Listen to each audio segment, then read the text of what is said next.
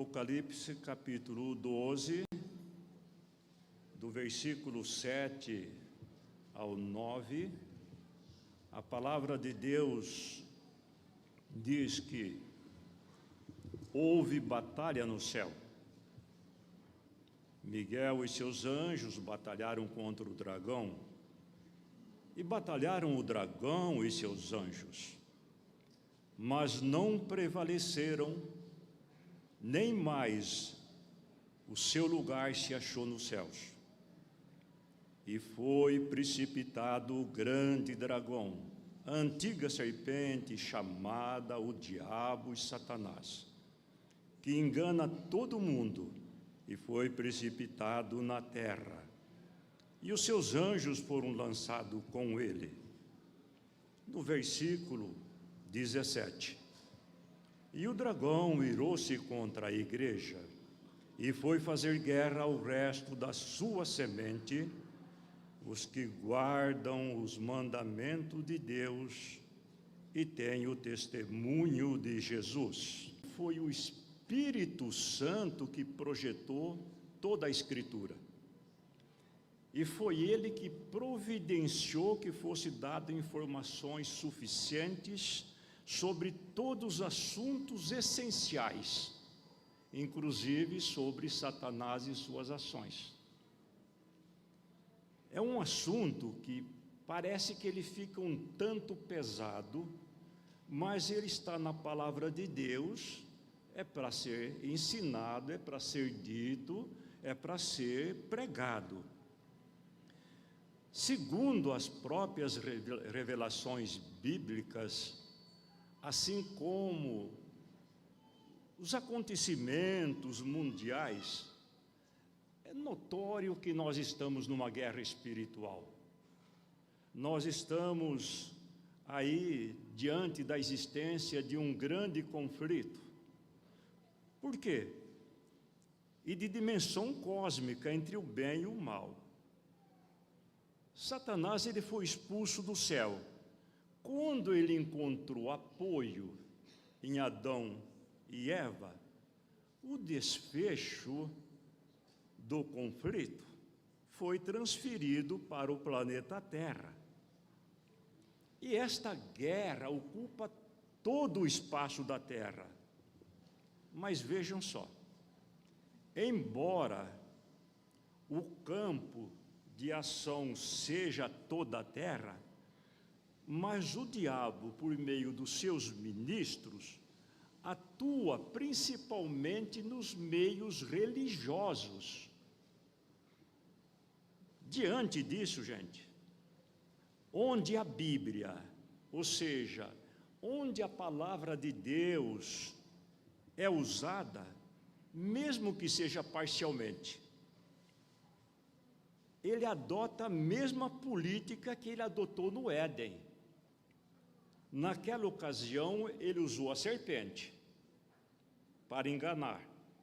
Depois que saíram do paraíso, ele usa seus ministros. E isso que eu estou dizendo está na Bíblia Sagrada, no capítulo 11 de 2 Coríntios. Ali os irmãos têm um panorama do que o apóstolo Paulo está dizendo a nós.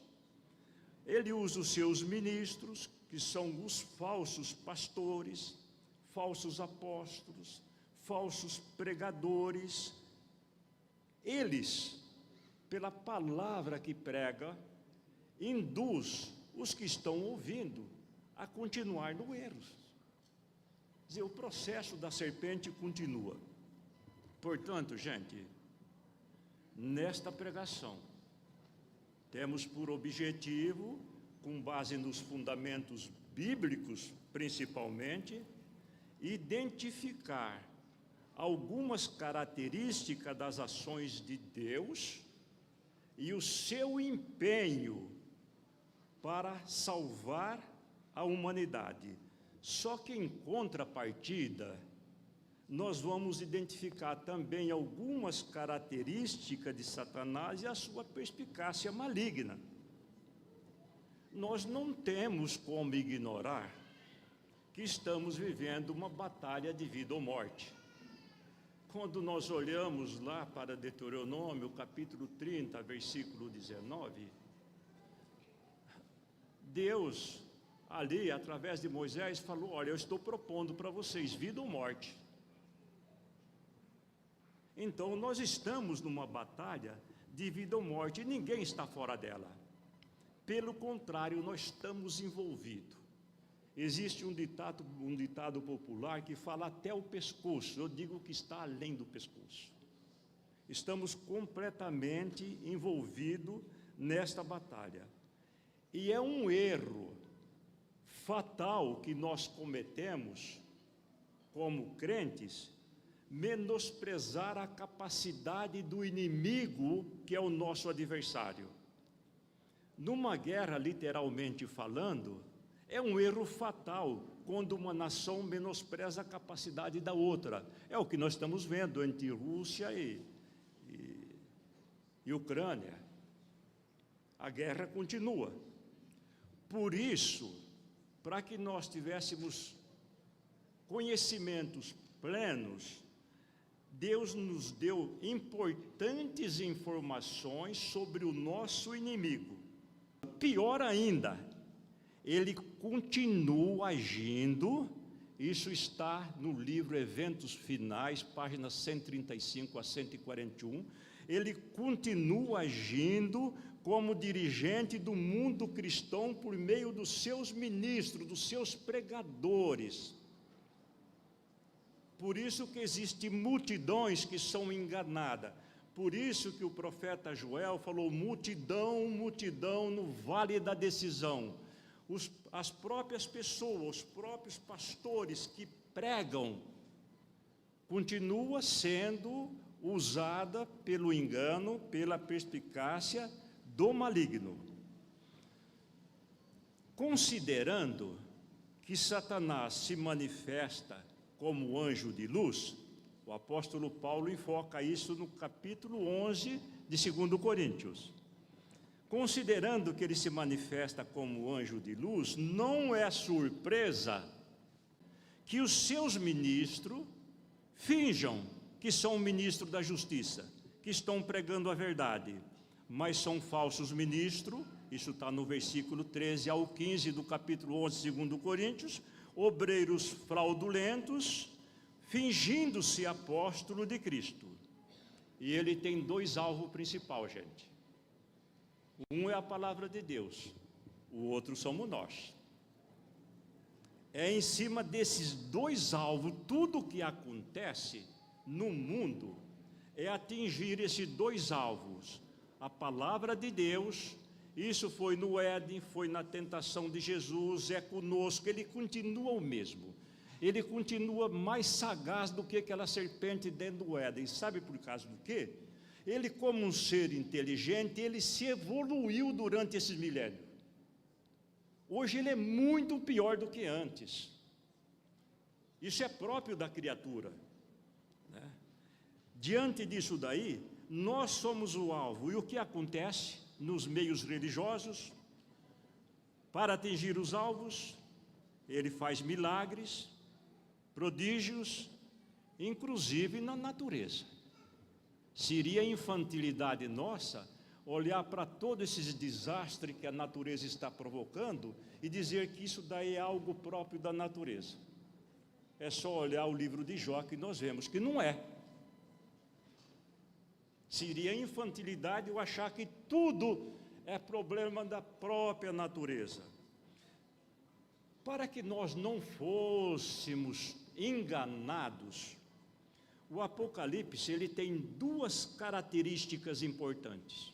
O livro do Apocalipse, ele inteirinho, ele trabalha com duas características importantes. Característica, o que é? Qualidades distintivas fundamentais de algo. Então, é como se o livro do Apocalipse transitasse em duas vias. O propósito dessas duas características que se encontra no livro do Apocalipse, com relação a Deus. Com relação a Deus, o propósito do Apocalipse é revelar as atividades de Jesus Cristo, como Ele ministra em nosso favor. Jesus, como Senhor da sua igreja, Ele está sempre atuante. Com relação ao diabo, a Satanás, o propósito é mostrar a verdadeira natureza das suas atividades satânicas e seus enganos. Vejam só, quando você reporta ao capítulo 16 do próprio Apocalipse, o que João escreveu? Olha como isso é importante, gente. Não vamos olhar para essa leitura que eu vou dizer aqui como se eu estivesse olhando para uma figurinha, para uma historinha, para passar tempo. Não é isso. João escreveu: eu vi saírem da boca do dragão, da boca da besta, da boca do falso profeta, 3 espíritos imundos. São espíritos demônio que realizam sinais miraculosos. Eles vão ao encontro dos governantes do mundo, a fim de reuni-los para a batalha contra o Deus Todo-Poderoso, o grande dia do Deus Todo-Poderoso. Olha só, o que a Bíblia mostra aqui? Que o diabo está atuando em 3 linhas, conjuntamente, uma operação conjunta, seguindo em 3 linhas, da boca do dragão, da boca da religião pagã, os espíritos, que hoje nós podemos considerar o espiritismo moderno, de Roma papal, dos crentes apostatados, que não pregam a verdade. Eles fazem o quê? Vai ao encontro do mundo todo, dos governantes, para congregar contra Deus na grande batalha. Que batalha é essa? Deus está no céu, nós estamos aqui. É batalha contra a palavra de Deus, contra a Bíblia, contra a sua verdade, contra essa verdade que nós pregamos. São 3 frentes que trabalham conjunto contra a palavra de Deus. Vejam só. Eu diria, como Satanás está agindo nessas 3 frentes conjuntas dele? Os governantes e habitantes da terra se misturaram com as falsas doutrinas, os falsos ensinos. Olha o que eu vou dizer. Ele usa as instituições religiosas, ele usa os governantes, usa os que legislam, usa os que interpretam a lei, usa pessoas influentes. Vocês entendem o que eu estou dizendo? Eu me lembro daquela frase de Albert Einstein, físico alemão. Ele disse, e olha, finalmente chegou, nós estamos vivendo. Ele disse o seguinte: temo o dia em que a tecnologia irá superar nossa interação humana. O mundo terá uma geração de idiotas. Foi esse físico que falou. O que o diabo quer fazer? Descaracterizar a palavra e as atividades de Cristo. Por isso, gente, o Apocalipse revela as atividades de Deus e de Satanás. Nós vamos olhar, eu puxei algumas só. Primeiramente, nós cremos na Trindade divina, Pai, Filho e Espírito Santo. Apocalipse 16, versículo 12 e 13, ali tem uma falsa trindade: dragão, besta e falso profeta. Esses 3 poderes promovem uma ação conjunta contra a verdade em toda a face da terra. O Apocalipse é isso, ele mostra um lado e mostra o outro. Nós olhamos para o capítulo 4, eu não vou citar versículo aqui, porque senão nós vamos sair muito tarde. Nós olhamos para o capítulo 4, a Bíblia mostra que Deus está sentado no trono do universo. Só que quando Jesus Cristo escreveu a sua segunda carta para a igreja de Esmirna, ele escreveu lá, mandou João escrever, palavra dele. E eu sei aonde você habita. Você mora onde está o trono de Satanás. Nós estamos habitando onde está o trono de Satanás. Olhamos para o Apocalipse, Deus é adorado pelo habitante do universo. O senhor vai do capítulo 4, versículo 10, 5 e tal, mostra que o universo todo adora Deus. Agora, quando nós vamos no capítulo 13 do Apocalipse, a Bíblia Sagrada fala que Satanás é adorado pelos habitantes da terra. Como nós podemos entender isso? O seguinte, gente, quando eu deixo a Bíblia, é como, por exemplo, me curvar diante de uma idolatria, diante de um ídolo. O apóstolo Paulo disse, o que é o ídolo? O ídolo não é nada. Mas quando você se curva diante do ídolo, o diabo toma para ele, a adoração vai para ele. Quando eu aplico na minha vida um ensinamento do homem e não de Deus, o ensinamento do homem é a criatura, e eu estou transferindo a minha adoração, que deveria ser para Deus, eu estou enviando a minha adoração para Satanás. Nós vamos no Apocalipse, a cidade de Deus é a Jerusalém celestial. Mas aqui a cidade de Satanás é Babilônia. No capítulo 7 do Apocalipse, Deus sela o seu povo para preparar para os momentos finais da história. E nós encontramos o que no capítulo 13? O diabo marca o seu povo também. Vocês perceberam?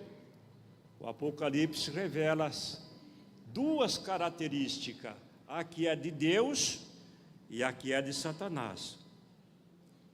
Os seguidores, o povo de Deus é representado por uma igreja pura, santa. Você vai no Apocalipse 17, os seguidores de Satanás são representados por uma prostituta. O capítulo 11 diz que Deus está irado contra os inimigos. O capítulo 12, nós lemos que o diabo está irado contra a igreja. Se nós temos no capítulo 14 do Apocalipse 3 mensageiros angelicais que estão indo ao encontro de todo mundo, quando vamos no capítulo 16, existem 3 mensageiros diabólicos que também vai ao encontro de todo mundo. Vocês perceberam? O Apocalipse revela tudo isso. Deus deu autoridade ao seu filho, Apocalipse 2, 27. Satanás deu autoridade à besta. Como essas atividades enganosas estão se manifestando? O que eu vou dizer aqui, apenas uma parte, eu busquei nos livros Eventos Finais, páginas 141 a 145. Então eu diria como essas atividades enganosas estão se manifestando. A mentira e o engano começaram no Éden e se espalharam pelo mundo. A mudança na lei, profetizada por Daniel, capítulo 7, versículo 25. Salvo algumas exceções, desencadeou uma mistura de cristianismo e paganismo. Quantas atitudes que hoje estão nas igrejas espalhadas por aí, que tem sua origem no paganismo.